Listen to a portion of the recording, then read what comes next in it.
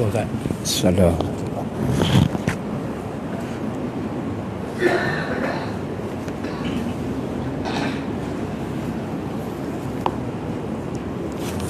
Bismillahirrahmanirrahim.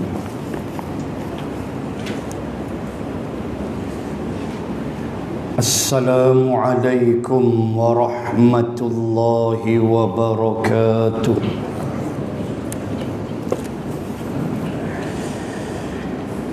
Alhamdulillahi wa kafa. Ashhadu an la ilaha illallah wahdahu la syarika lahu wa ashhadu anna sayyidana Muhammadan abduhu wa rasuluh. Allahumma salli wa sallim ala rasulillah wa ala alihi wa sahbihi ajma'in. Subhanaka la ilma lana illa ma 'allamtana innaka antal alimul hakim. Bismillahi ma syaa Allah, la hawla wa la quwwata illa billah al-aliyyil azim. Wa ba'du. Muslimin dan muslimat rahimakumullah, sambung muka surat 77 pada perang Taif. Kita telah membahaskan pada sesi yang telah lalu ketidakpuasan hati para sahabat di kalangan Ansar berhubung dengan harta rampasan perang yang Nabi agih-agihkan kepada mereka, di mana telah kita bahaskan bagaimana mereka merasakan bahawa mereka mendapat bahagian yang amat sedikit berbanding dengan Abu Sufyan dan rakan-rakan mu'allaf yang lain, menyebabkan mereka tidak puas hati. Lalu Al-Abbas bin Mirhaz telah mengarang syair semacam memperli Nabi sallallahu alaihi wasallam, dan akhirnya mereka telah ditenangkan oleh baginda Rasul sallallahu alaihi wasallam, dan mereka memohon ampun kepada Allah atas sikap mereka yang merasakan sedikit yang mereka dapat di dalam peperangan Hunain yang telah kita bahas beberapa siri yang lalu.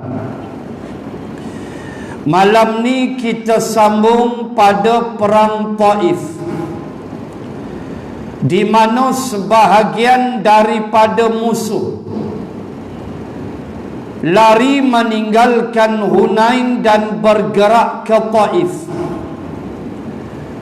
dan berlakulah pengepungan di kawasan Taif. Itulah tajuk yang bahal kita baca pada malam ini insya-Allah. Di dalam pengepungan Taif, lebih sedap disebut dengan pengepungan. Tidaklah besar sangat peperangannya, tapi Nabi mengepung mereka ketika mereka melarikan diri dari lembah Hunain menuju ke Taif, dan Rasulullah telah mengepung mereka. Di dalam pengepungan Taif, para sahabat Nabi sallallahu alaihi wasallam mengalami luka-luka, bahkan ramai yang mati syahid. Walaupun bunyi itu pengepungan, tapi bertempur juga macam biasa. Walaupun yang ada hanyalah saki-baki daripada Hunain, bukan semua, sebab ada yang dah mati di Hunain. Maka saki-baki pun perang ditusakan juga.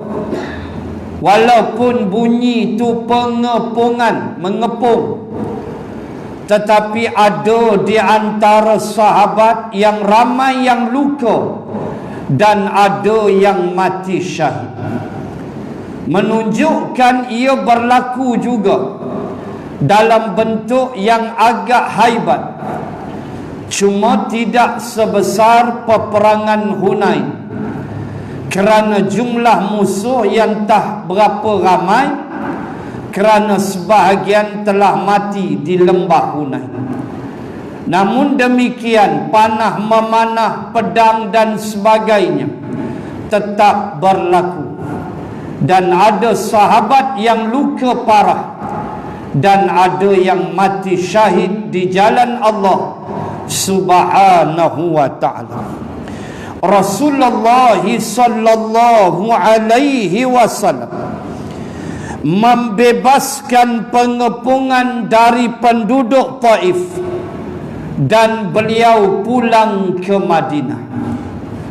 Setelah beberapa hari berlakunya pengepungan di Taif, dan setelah Nabi berpuas hati bahawa tiada lagi ancaman dari puak Hawazin dan Thaqif sebagai dua puak yang melancarkan peperangan Hunain di kota Makkah, maka Nabi meninggalkan Taif dan pulang segera ke Madinah. Nabi setelah melihat keadaan yang tenang, maka Nabi tidak menunggu lama, kerana urusan di Madinah adalah terlalu besar untuk dihadapi. Mengurus pentadbiran negara Madinah dalam keadaan suasana agak sedikit tenang di Taif, maka Nabi bergegas pulang ke Madinah. Di antara yang mati syahid dari kalangan umat Islam dalam peperangan ini adalah Abdullah bin Abi Bakrin radhiyallahu anhu. Beliau terkena lemparan anak panah sehingga beliau meninggal di Madinah setelah Nabi sallallahu alaihi wasallam wafat. Muslimin dan muslim, di antara yang meninggal dunia, yakni selepas Nabi wafat, mengikut riwayat 40 hari selepas Rasulullah wafat, maka meninggallah anak Abu Bakrin, iaitulah Abdullah radhiyallahu anhu, di mana Abdullah bin Abu Bakrin adalah adik kepada Abdurrahman bin Abu Bakrin.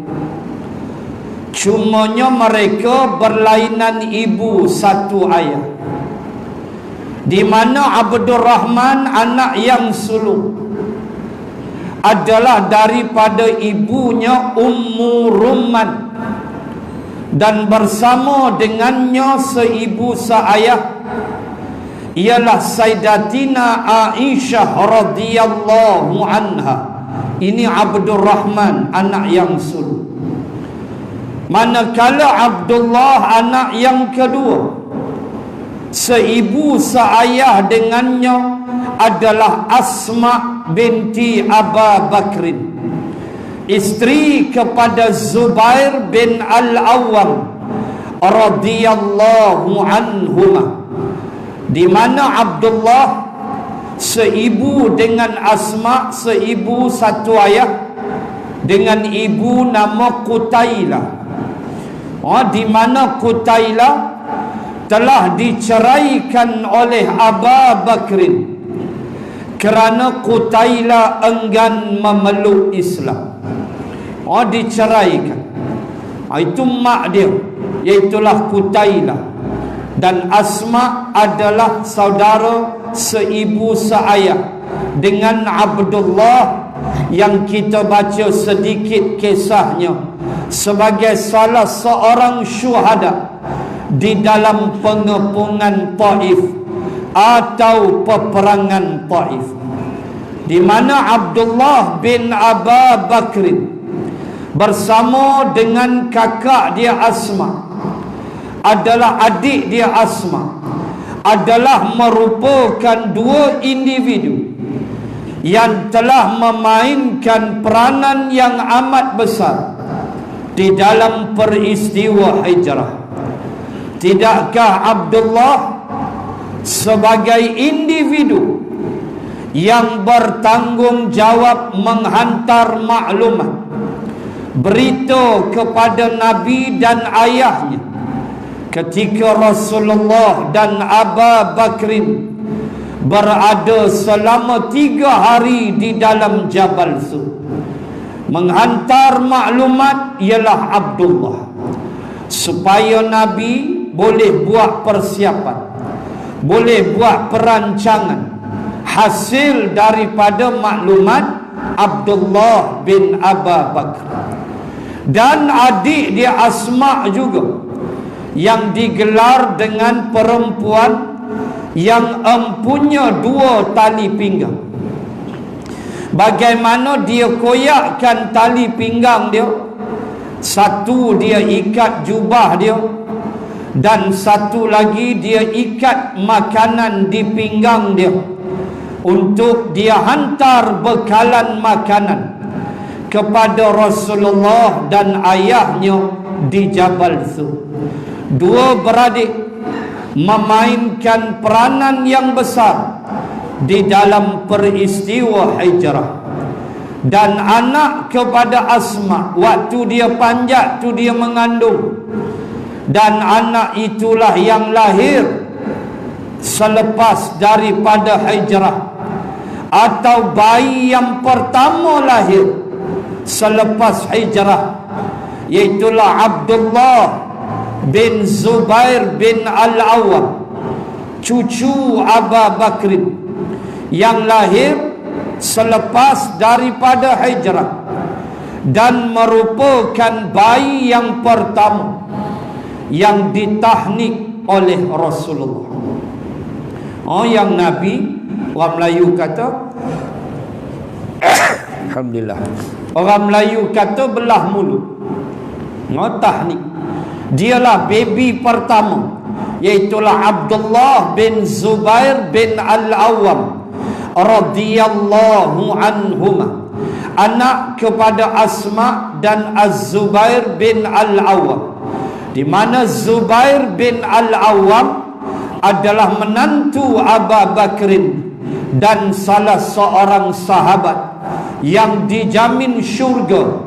10 sahabat yang dijamin syurga, antaranya menantu Aba Bakrin, iaitulah Zubair bin Al-Awwam, dan anak dia Abdullah bertanggungjawab berhadapan dengan Hajjaj Yusuf Al-Thaqafi di dalam peperangan ketika membebaskan kota Makkah di tangan Hajjaj Yusuf Al-Thaqafi, dan mati syahid pula Abdullah di dalam peperangan menentang Hajjaj Yusuf Al-Thaqafi.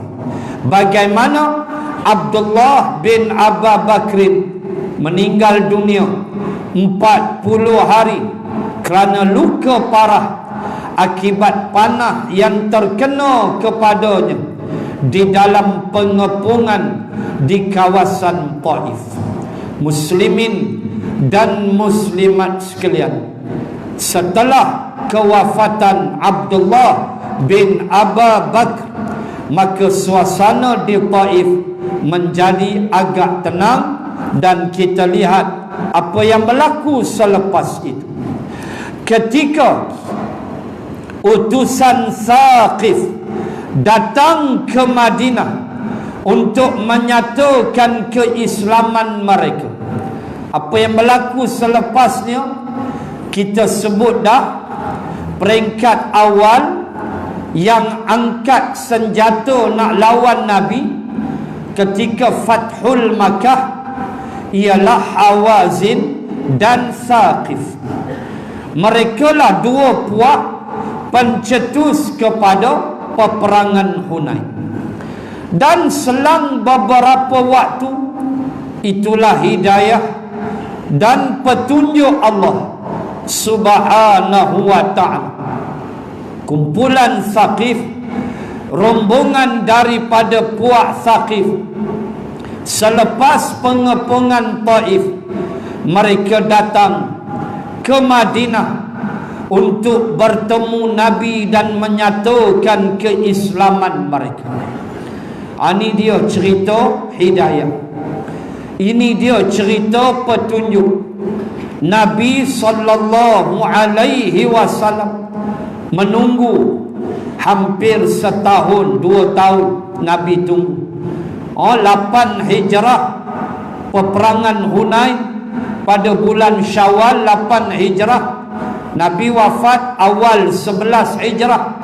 Makna dalam masa 2 tahun selepas daripada itu, Allah mengirimkan hidayah dan petunjuk, membuka pintu-pintu hati golongan golongan Thaqif. Hawazin tidak pasti.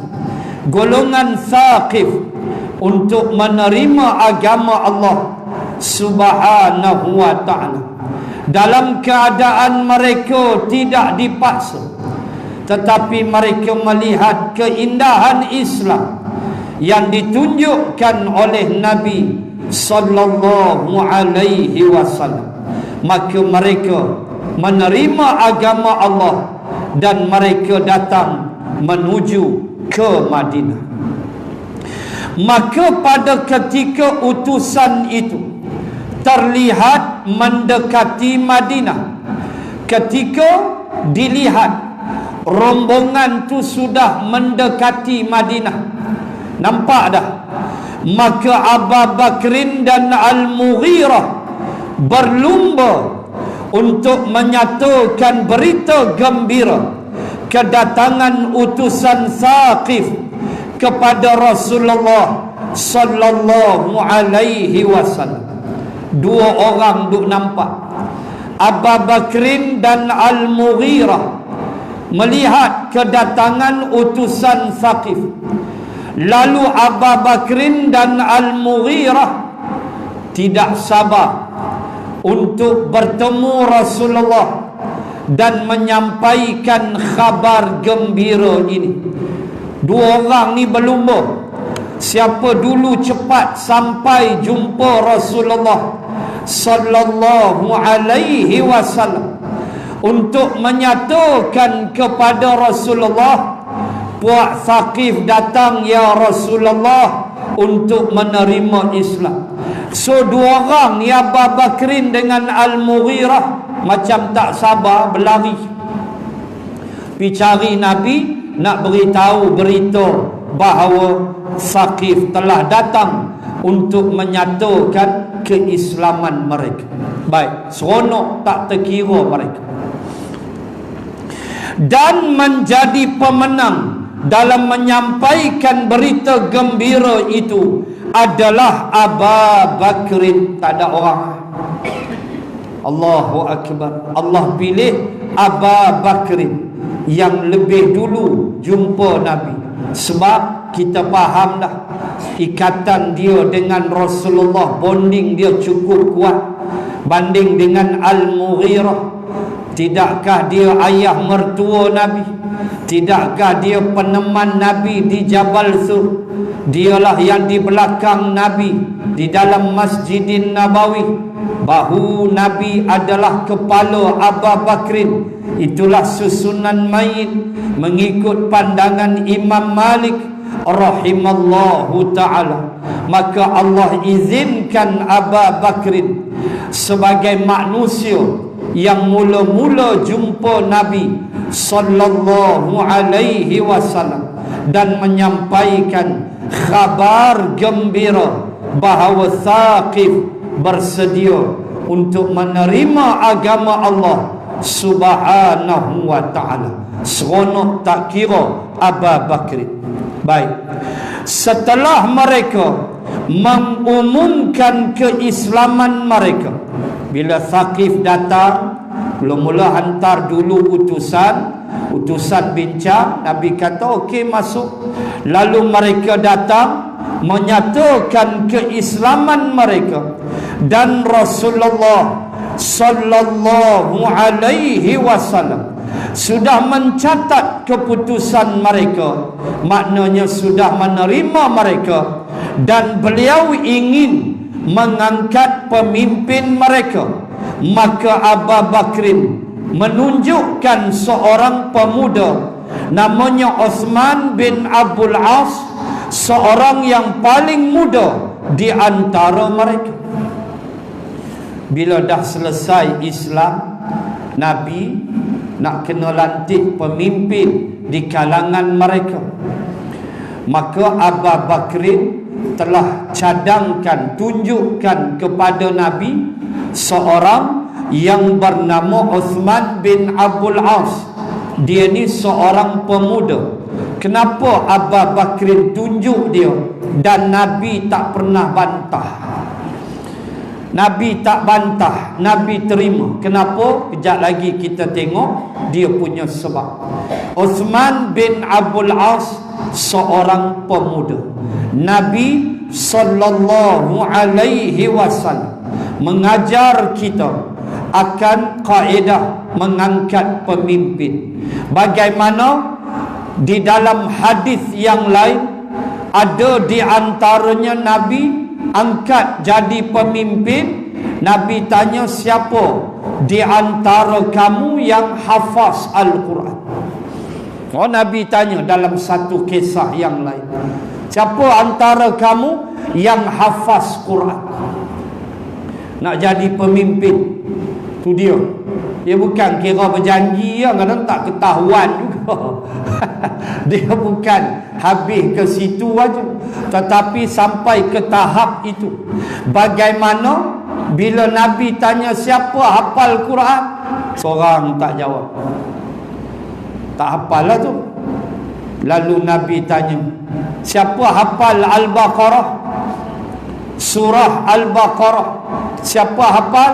Seorang jawab, saya. Kamu pemimpin. Sebaik tak diam tu. Tidak, tinggal kulhu kan. Kulhu ramai lah. Kan. Lalu seorang tu kata, saya ya Rasulullah. Maka Nabi lantik dia menjadi pemimpin sebab dia hafaz Al-Baqarah. Al-Baqarah je pun Baqarah je pun 286 ayat juga. Ayat paling panjang tu 282 ayat hutang. Iza tadayantum bidainin ila ajalin musammam faktubuh. Ayat cerita hutang paling panjang, satu muka surat. Terseliuh lidah nak hafal tuan-tuan, lambat, take time. Satu muka surat tu kena hafal elok. Dia paling panjang dalam Quran dan ayat paling panjang juga dalam Al-Quran. Jangan duk ingat enteng Al-Baqarah ni, sebab di dalam hadis cukup banyak antara penghalau sihir jin ialah Al-Baqarah. Rumah mana-mana rumah yang dibacakan Al-Baqarah, kata Nabi, lari puak-puak tu. Jin-jin semua dia tak mau, dia tak suka. Sebab itu kerap baca Al-Baqarah. Walaupun surah lain tu kita baca in sequence, kita ikut urutan kan, kita nak khatam Quran. Tapi Al-Baqarah jangan tinggal. Termasuk satu lagi surah Nabi pesan, Ali Imran. Kerana dua surah ni, kata Nabi, akan menjadi kumpulan awan. Dalam hadis yang sahih, dia akan jadi kumpulan awan mencari pembacanya untuk dilindunginya. Al-Baqarah dan Ali Imran akan jadi awan lindung kita nanti pada hari mahsyar. Dia cari orang yang kerap baca dia. Sebab itu jangan tinggal dua surah, Al-Baqarah dan Ali Imran, di samping surah-surah yang kita baca ikut sequence tu. Jangan tinggal, sebab fadilat dia amat besar. Maka Nabi sallallahu alaihi wasallam menyetujui akan cadangan Abu Bakrin untuk melantik Uthman bin Abdul As. Kenapa? Kejap lagi kita tengok alasannya. Baik. Dan dia orang yang paling muda di antara mereka. Sebab itu ramai di antara sahabat Nabi yang jadi pemimpin umur dia muda. Pemimpin perang, Nabi lantik Usamah bin Zaid. Waktu tu Nabi dekat nak wafat, tetapi Nabi tetap melantik Usamah bin Zaid walaupun separuh jalan aja. Usamah bin Zaid dan bala tentera nak pergi serang satu tempat atas arahan Nabi, tapi separuh jalan aja. Sebab sampai berita Rasulullah wafat, maka patah balik ke Madinah. Tapi Nabi lantik Usamah bin Zaid dan Abu Bakrin. Setelah kewafatan Rasulullah, Abu Bakrin meneruskan apa yang Nabi tinggalkan, iaitu Abu Bakrin tetap melantik Usamah bin Zaid walaupun dibantah oleh Omar. Waktu Nabi lantik Usamah, Omar tak bantah sebab Rasulullah. Tetapi apabila Abu Bakrin jadi khalifah, Omar semacam ada sedikit argument membantah Abu Bakrin dalam bentuk, kata dia, ramai lagi yang senior-senior dalam Badar. Kenapa dilantik Usamah yang waktu tu Usamah umur 18, baru lepas SPM ambil result. Baru lepas ambil result SPM, umur 18. Tu Usamah muda lagi.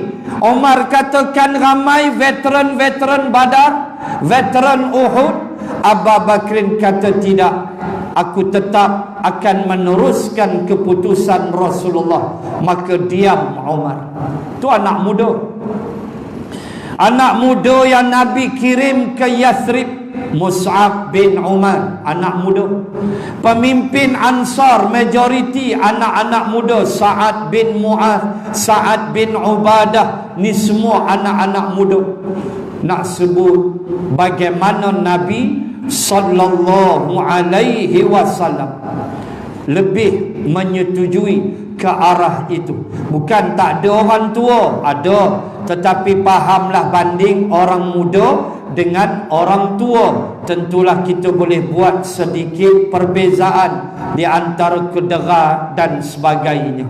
Dan dalam hadis cukup banyak persoalan-persoalan tentang orang muda dan orang tua. Antaranya Nabi sebut Allah lebih sayang, Allah lebih kasih orang muda yang bertakwa dari orang tua yang bertakwa. Hadis itu sahih.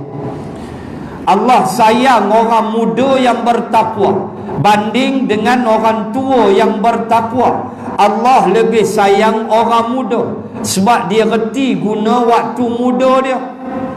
Dia tak buang masa, dia ke masjid, umur muda. Tu dia. Banding dengan orang tua, dia pergi masjid, biasalah, Dia duk kira dah umur dia tinggal berapa je. Dia seokok pun separuh muntah dah tak larat.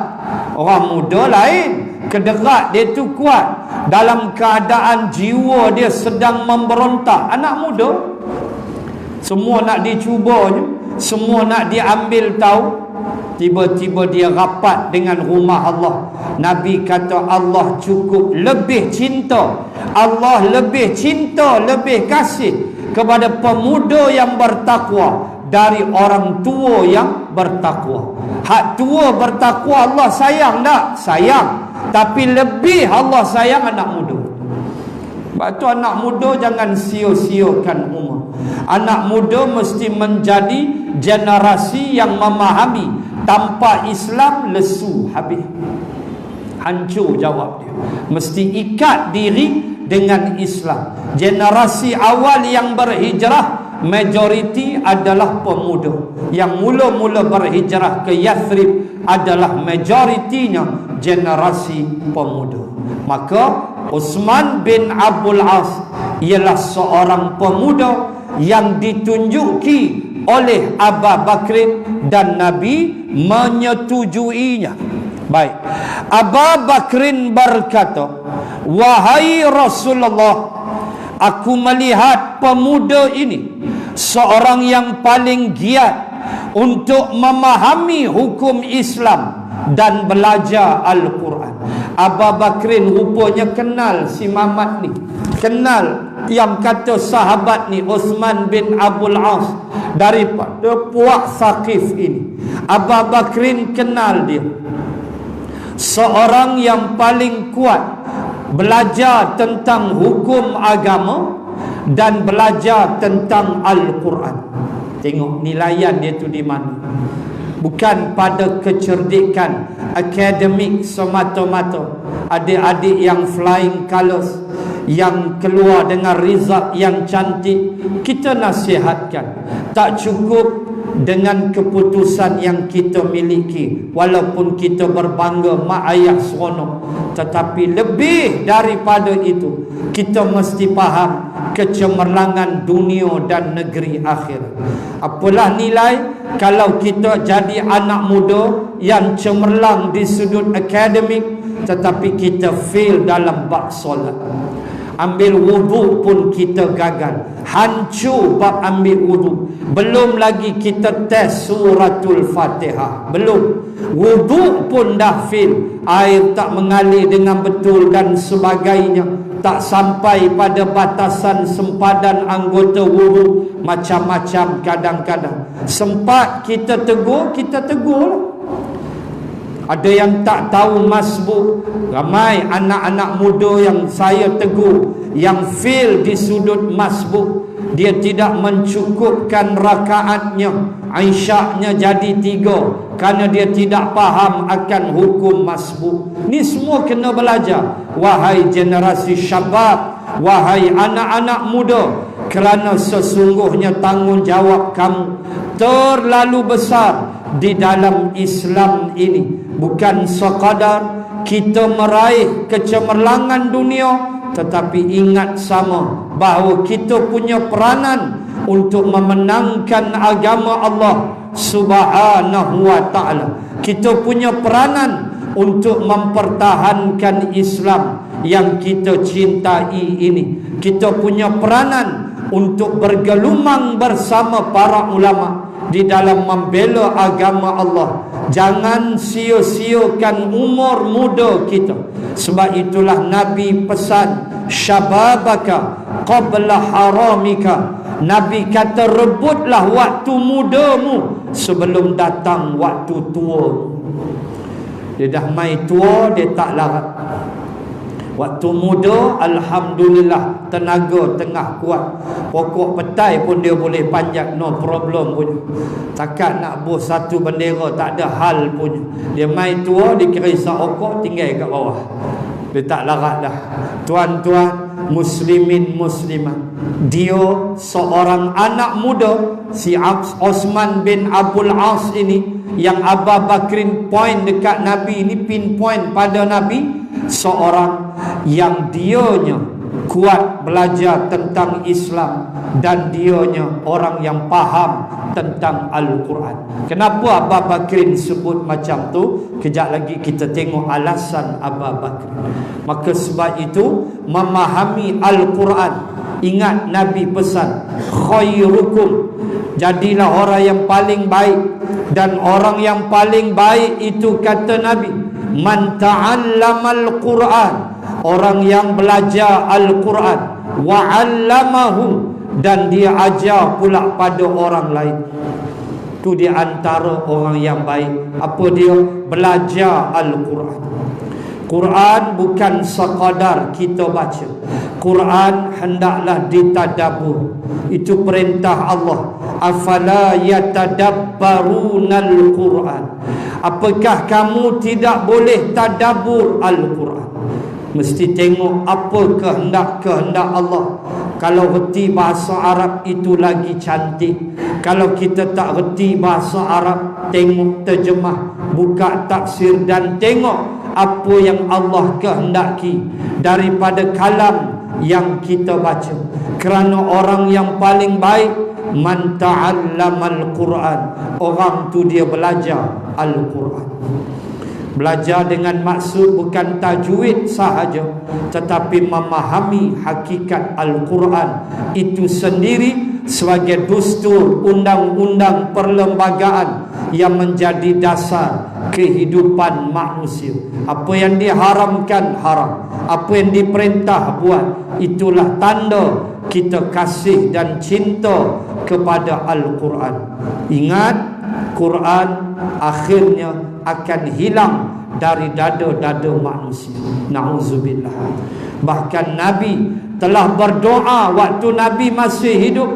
Wa qala ar-rasul, ya Rabbi inna qaumi ittakhadhu hadzal qur'ana mahjura. Ayat 30 surah Al-Furqan, juzuk 19.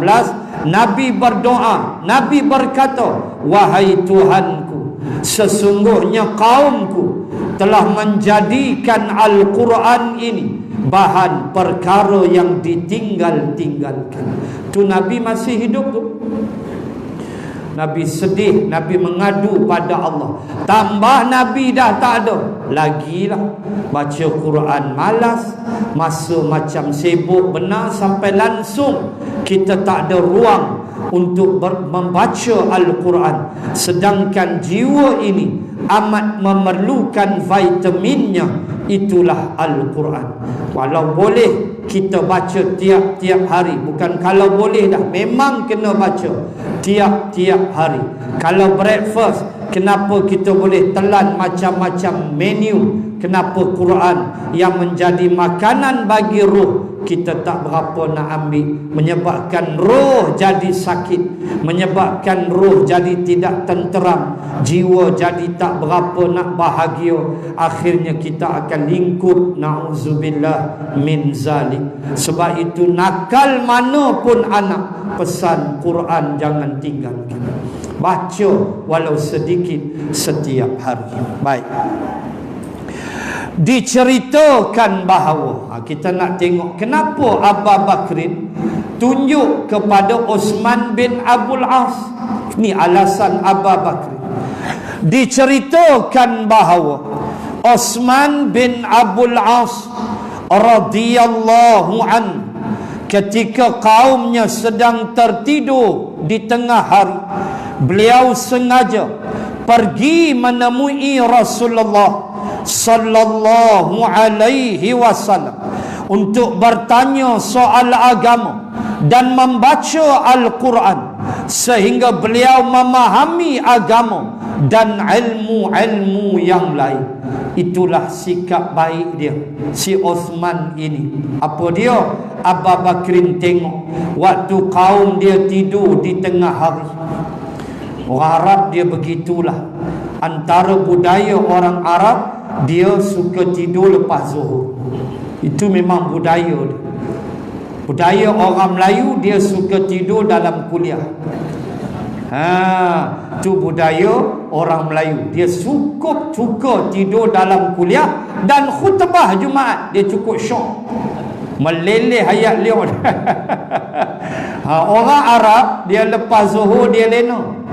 Sebab itu perasan tak Nabi keluar bila ketika menuju ke rumah Abu Bakrin dalam peristiwa hijrah. Nabi keluar waktu rembang matahari, waktu panas terik. Waktu tu depa lena. Abu Jahal tidur. Waktu tu Nabi keluar, Nabi tutup mukanya kerana kepanasan. Baru Nabi pergi rumah Abu Bakrin. Nabi tak pergi belah malam. Belah malam Abu Jahal bagus punya duk tarik isap okok shisha apa semua. Tengah hari dia tidur hangat. Itu memang budaya mereka yang kita kena faham. So Nabi keluar waktu panas tu lah. Nabi keluar jumpa Abu Bakar. Si Osman bin Abdul As, kawan dia tidur tengah hari. Dia bangun, dia pergi jumpa Nabi, dia belajar Islam. Kan hebat tu. Ketika orang lain melepaskan kepenatan, keletihan, dia boleh bangun jumpa Rasulullah dan dia belajar tentang agama Allah dan dia baca Quran. Nabi dengar, dia tasmi' bacaan dia di hadapan Nabi sallallahu alaihi wasallam. Maka layak sungguh orang yang dilihat oleh Abu Bakrin yang direkomend kepada Rasulullah untuk menjadi pemimpin puak Thaqif, iaitu orang yang faham erti agama. Sebab Nabi telah warning ru'usan juhala, nanti hari kiamat, dekat nak kiamat, manusia akan menyerahkan urusan kepimpinan mereka. Nabi kata ru'usan juhala, yang akan memimpin mereka, Nabi kata, adalah pemimpin yang jahil, yang tak reti agama. Itulah jadi pemimpin mereka dekat nak kiamat, kata Nabi. Fa'aftau fasu'ilu fa'aftau bi ghairi ilmin fadallu wa adalluk, rawahu Muslim, hadisun sahih. Nabi kata, lalu pemimpin yang tak reti agama ini ditanya tentang Islam, lalu mereka berfatwa tanpa ilmu, akhirnya fadallu, mereka menyesatkan orang. Fadallu, mereka sesat. Wa adallu, dan mereka sesatkan orang lain. Dahlah hampa sesatkan habis orang lain. Na'udzubillah. Sebab itu tuan-tuan tengok ayat-ayat dalam Quran, dalam surah Ibrahim, dalam Ghafir, dalam Al-An'am, dalam Al-Baqarah, banyak ayat tentang orang-orang yang tersilap pilih pemimpin. Ni Al-Quran ajar kita. Akhirnya menyesal. Al-Ahzab, akhirnya menyesal ketika dibakar di dalam neraka. Wa qala allazina istakbaru inna kullum fiha innallaha qad hakama bainal ibad. Ayat 40 lebih daripada Ghafir. Lalu berkatalah puak-puak yang sombong, pemimpin yang sombong itu, ketika pengikutnya minta tolong jumpa Allah, selesaikan azab ini, lalu pemimpin berkata, kullum fiha. Tu saya cakap banyak, kita semua duduk dalam neraka. Innallaha, sesungguhnya Allah, qad hakama bainal ibad, Allah menjatuhkan hukum kepada hamba-hambanya sekarang. Hamba jangan tanyalah, hampalah yang bodoh, siapa suruh ikut aku dulu. Tu jawapan dia. Na'udzubillah. Allah turunkan ayat macam ni biar kita sedar ke diri bahawa soal ni bukan soal yang kecil. Orang yang tak faham agama akhirnya jadi pemimpin, rosak dengan diri dia, dengan masyarakat sekali habis rosak, kata Rasulullah. Na'udzubillahi min zalik. Sebab itu berhati-hati di dalam perkara ini. Abu Bakrin memilih Osman bin Abdul As kerana haibat dia belajar agama dan dia baca Quran di hadapan Nabi, dan Nabi membetulkan bacaannya apabila ada sedikit kesalahan. Baik.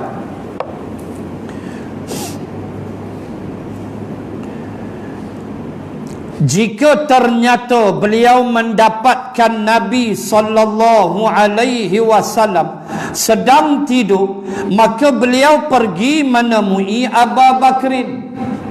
Kalau pergi tengok Nabi pula berehat.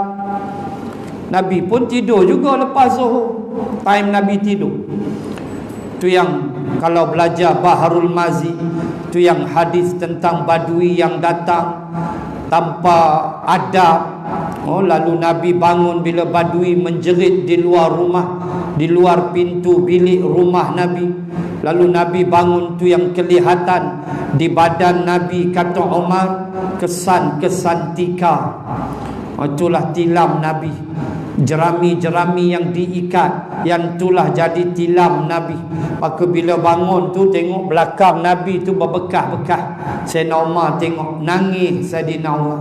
Sehingga riwayat menyebut bagaimana Umar meminta supaya Nabi memberi izin untuk sahabat, buatlah satu tilam yang baik untuk Nabi. Tapi Nabi relax. Nabi kata, hak ni peleno dah lebih kurang begitulah Nabi sebut. Umar cadang supaya Nabi kata okey, hang buatlah tilam lagu mana. Dah, Nabi kata hak ni pun cukup dah. Tu Rasulullah tidur dia bukan menjadi tujuan besar. Walaupun tubuh kita perlu berehat, tetapi Nabi tidur dalam keadaan, kata ulama, Nabi itu jaga. Nabi tidur tapi sebenarnya dia jaga. Dia tahu Nabi tidur tapi dia jaga.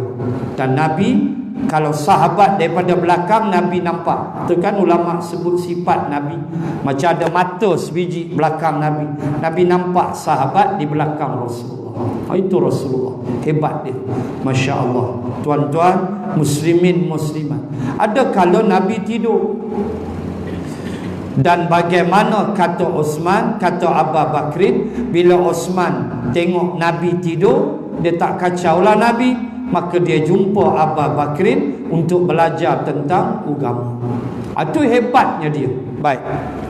Yang demikian itu sengaja beliau sembunyikan dari teman-temannya. Hal itu menimbulkan kekaguman Nabi sallallahu alaihi wasallam, sehingga beliau senang dan menyukainya.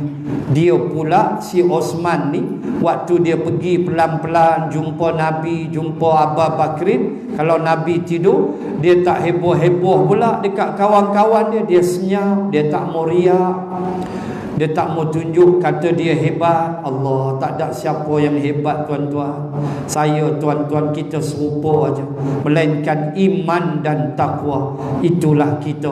Sebab itu setiap tahun Allah gasak kita dengan perhimpunan di Arafah untuk mengajar kita. Itulah kamu wahai manusia, kamu tak ada apa kecuali iman dan takwa. Disitulah negro, disitulah orang putih, disitulah Cina, disitulah India, situlah semua warna kulit. Ada Allah peduli, Allah tidak peduli. Kerana yang Allah peduli ialah iman dan takwa kita. Yang tu kita mesti faham elok-elok. Setiap tahun 9 Zulhijjah menjadi pengajaran yang amat besar kepada kita, supaya kita yang walaupun tak pergi lagi, belum lagi sampai seru, tak naik nama lagi, Allah tak izin lagi, sabar sampai masa nanti pergi. Dan ambillah i'tibar yang lebih dekat, sebab kita berada di situ. Hak kita yang tak pi lagi boleh ambil pengajaran daripada peristiwa di Arafah, di Mina dan sebagainya. Semua ini mengajar kita supaya membenam diri kita ke dalam tanah. Sebab itu dalam kitab Hikam disebut benamkan dirimu ke dalam tanah. Maknanya kita ni macam dah mati ya, tak ada apa. Begitu. Terus duk belagak. Semuanya pinjaman sementara daripada Allah Subhanahu wa ta'ala. Dan Allah boleh tarik bila-bila masa dia hendak. Jangan kata harta kesihatan, roh yang duk dalam badan ni pun Allah boleh tarik bila-bila dia nak tarik. Tak ada siapa boleh halang kehendak Allah Subhanahu wa ta'ala. Anak murid saya sebut bagaimana 8 Syawal anak dia meninggal dalam tidur. 25 tahun umur anak dia, lelaki. Habis begitu je ustaz, gerak-gerak subuh sejuk dah, meninggal dalam tidur, umur 25, 8 Syawal yang lepas. Ni cerita mati.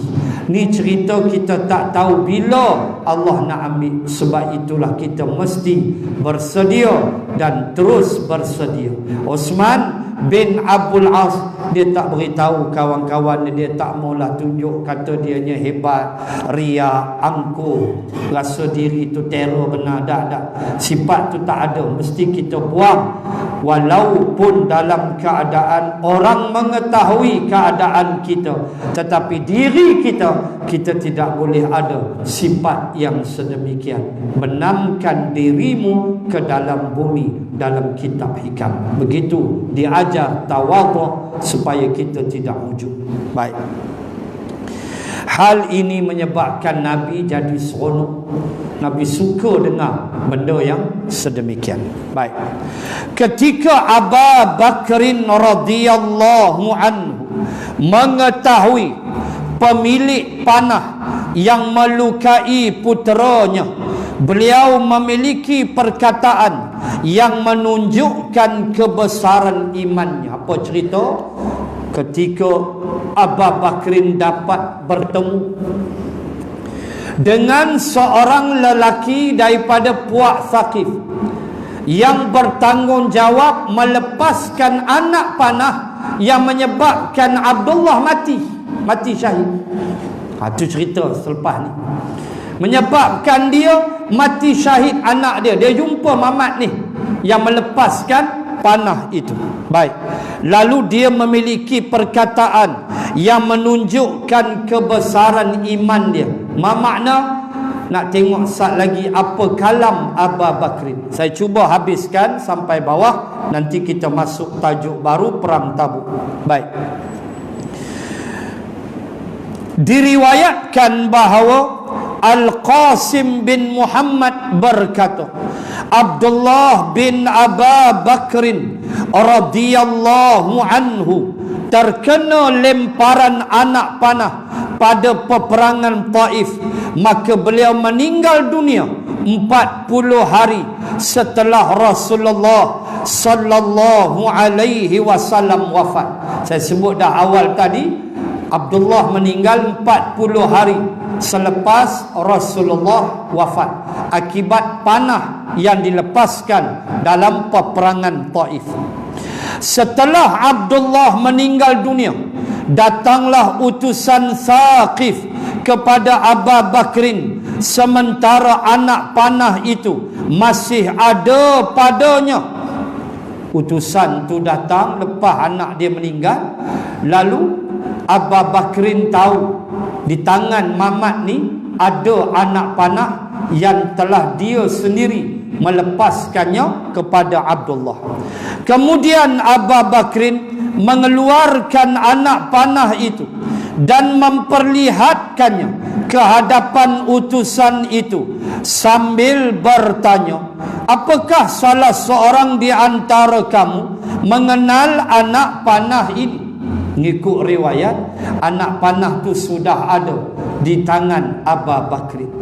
So dia tengok utusan Thaqif sampai, lalu dia keluarkan anak panah yang telah membunuh anak dia Abdullah. Lalu dia tanya, siapa kenal anak panah ni?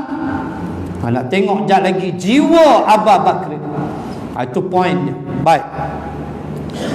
Maka Sa'id bin Ubaid, saudara Bani Ajlan berkata, seorang bernama Sa'id bin Ubaid daripada Bani Ajlan, dia berkata, sayalah yang merancung pedang ini, yang membuatkan bulu padanya, yang menariknya dari busurnya dan yang melepaskannya. Mengakulah seorang yang bernama Sa'id bin Ubaid. Dia kata, akulah yang melepaskan anak panah ini. Akulah yang ejah bagi elok dan aku yang meruncingkannya. Allah, boleh bayang tuan-tuan, anak panah kena memang sakit, tak ada ayat. Perang pula tu, lepas tu dengan lepas yang cukup marah punya. Lalu dia mengaku, sayalah yang bertanggungjawab, yang telah melepaskannya, menarik dan melepaskan dari busurnya. Abu Bakrin berkata, anak panah inilah yang membunuh Abdullah bin Abu Bakrin. Lalu kata Abu Bakrin, anak panah inilah bunuh anak aku. Kalau kita ramak macam mana? Orang yang bunuh anak kita duduk depan kita, tetapi lihatlah jiwa Abu Bakrin. Lalu dia berkata, segala puji bagi Allah yang telah membuatnya mulia dengan tanganmu. Dia puji balik. Dia kata, kalau tak hang yang lepas ke anak panah ni, anak aku tak mati mulia. Maksudnya mati syahid tadi. Lalu dia kata, segala puji bagi Allah kerana di tangan kau lah anak aku menjadi mulia. Maksudnya mati syahid sebab engkau yang melepaskan anak panah tu. Boleh cakap gitu tu? Kita mau kita cucuk telinga wajak sungguh dah. Dia bercakap waktu tu dia khalifah. Bayang Abu Bakrin waktu tu khalifah, anytime boleh hantar punya batu gajah 60 hari. Anytime punya dia boleh hantar. Dah, dia relax. Nabi dah wafat dah. Nabi dah wafat. Dalam keadaan dia tenang, lalu dia kata, segala puji bagi Allah yang telah memuliakan anakku di tanganmu, dengan tanganmu, dan tidak menghinakan engkau dengan tangannya. Allahu Akbar. Maknanya, sik baik anak aku tak bunuh.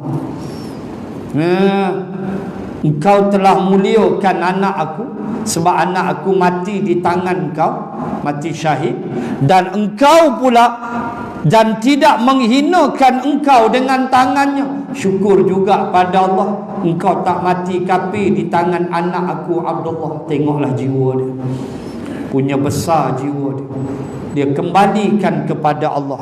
Maka sesungguhnya beliau lebih luas bagi kamu berdua. Maksudnya Abdullah sudah berada di alam yang tak mampu untuk digambarkan, alam yang luas, iaitulah sebagai syuhada yang akan terbang berada di dalam tenggorok burung-burung hijau di dalam syurga. Ruh orang-orang yang mati syahid kerana mempertahankan Islam akan berada dalam tenggorok burung-burung hijau di dalam syurga, terbang ke mana-mana di dalam syurga. Allahu Akbar. Itu maksud Abu Bakrin. Dia lebih luas daripada kamu berdua. Maksudnya lebih luas daripada kita semua. Alamnya yang tidak mampu untuk kita bayangkan. Subhanallah, muslimin dan muslimat sekalian. Ini kisah pengepungan Taif. InsyaAllah bulan depan Perang Tabuk dan memimpin Haji Wada.